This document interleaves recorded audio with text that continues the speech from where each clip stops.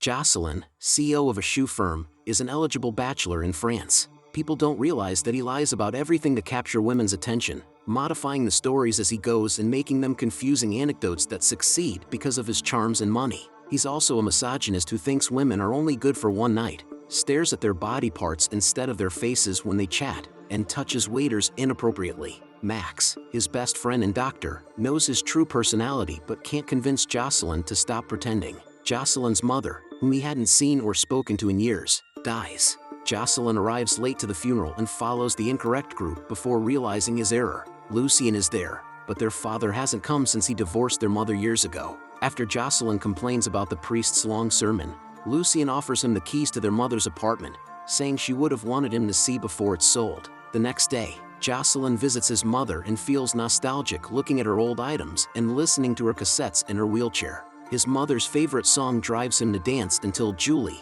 the new neighbor, interrupts him. She assumes Jocelyn lives here and is wheelchair-bound, offering help if he needs it. Seeing how gorgeous she is, Jocelyn plays along with the deception and drops things on purpose so she may pick them up for him. Julie leaves and Jocelyn goes to see Max for his regular checkup as he's training for a marathon. Jocelyn thinks Max's plan to pretend to be paraplegic to obtain a woman is sensible. The next day, after a huge meeting at work, Jocelyn changes into disability clothes to look more sad, fetches his mother's chair, and invites Julie to his mother's house for coffee. Julie falls for Jocelyn's deception, despite his many blunders, such as saying he doesn't work because he's crippled. When Julie is about to leave, Jocelyn discloses he's a CEO and says he lied because he didn't want to be viewed as a rich businessman. This honesty impresses Julie, who invites him to lunch with her family on the weekend. Jocelyn parks far from the house to assemble the wheelchair in front of a passing guy, then rides it to Julie's house. He meets Jocelyn's family, especially her wheelchair-bound sister Florence.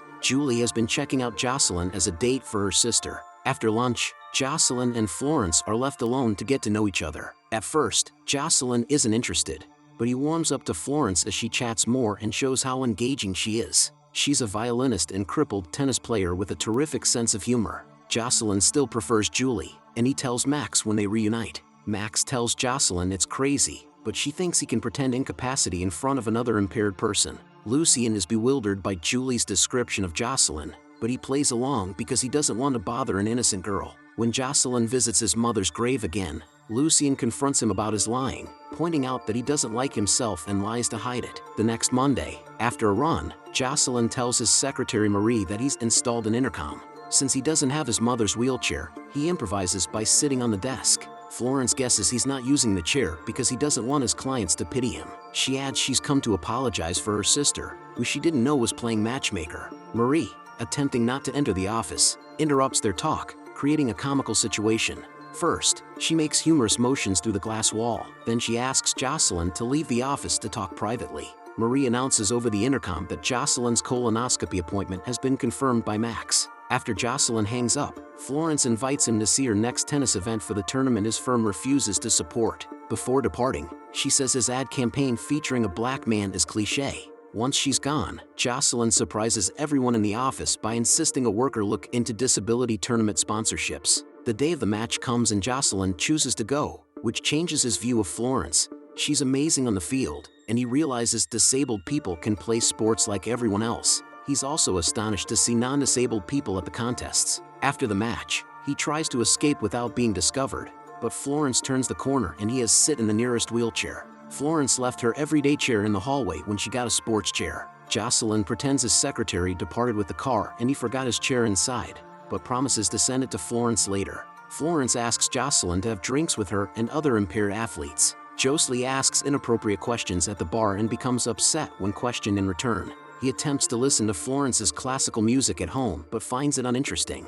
The next day, Marie returns to Florence with the chair and a note from Jocelyn asking her to lie and learn more about Florence. Mary's is welcomed inside to take a drink and is fascinated by Florence's cheerful, philosophical outlook on life. Marie brings Jocelyn the schedule of Florence's gigs with her band and changes his Praga meeting date to match. Marie doesn't like Jocelyn's lies, so she presses him to tell Florence the truth in Praga. Jocelyn gets in problems in Praga when he begs for a wheelchair because he doesn't speak the language and his gesture is misinterpreted as raunchy.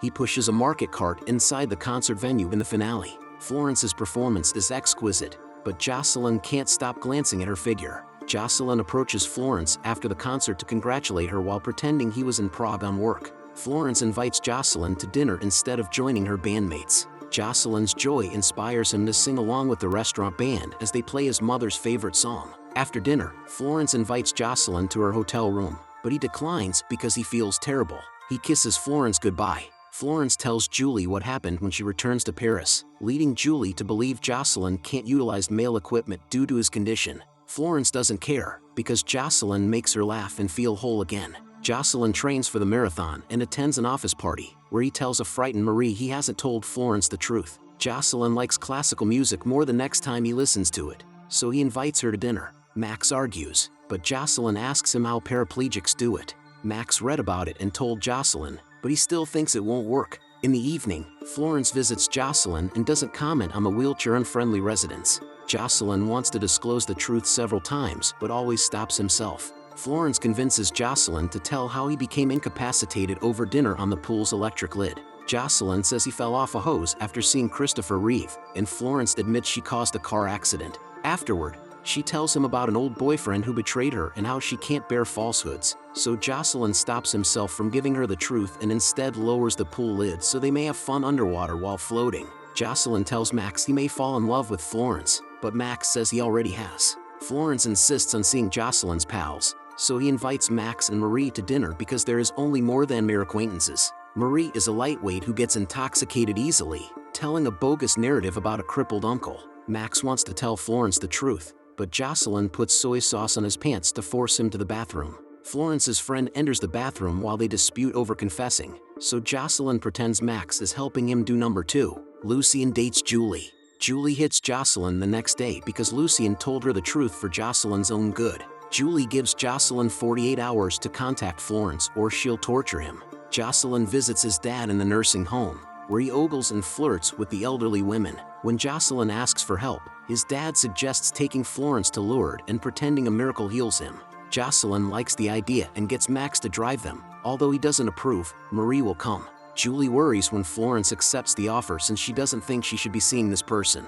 Florence says Jocelyn probably wants to travel to Lourdes to fake a miracle and that she's always known he's not disabled. It's not something you can fake in front of someone who's lived like this for so long. She never said anything since she believes in finding happiness wherever she can, and this may be the best she can get in her situation. When they visit Lourdes, they ask locals about miracles and a priest takes Jocelyn to the church for a private conversation. Because Jocelyn's shoes are worn out, the priest knows he's not paraplegic. He asks him not to fabricate the miracle because it would give thousands of believers false hope. A miracle would be all over the press, so those who knew Jocelyn would identify him in the photos and call out the falsehood. Jocelyn exits the church in his wheelchair, disappointing Florence. She's so immersed in her thoughts that she almost gets hit by a truck while crossing the street. Jocelyn saves her by walking in front of her. Florence tries to help by calling it a miracle, but she quits Jocelyn and returns to the city with Max and Marie while he hitchhikes. Jocelyn returns home a changed man, leaving flowers and an apology on his mother's grave and changing the marketing campaign to include a wheelchair user.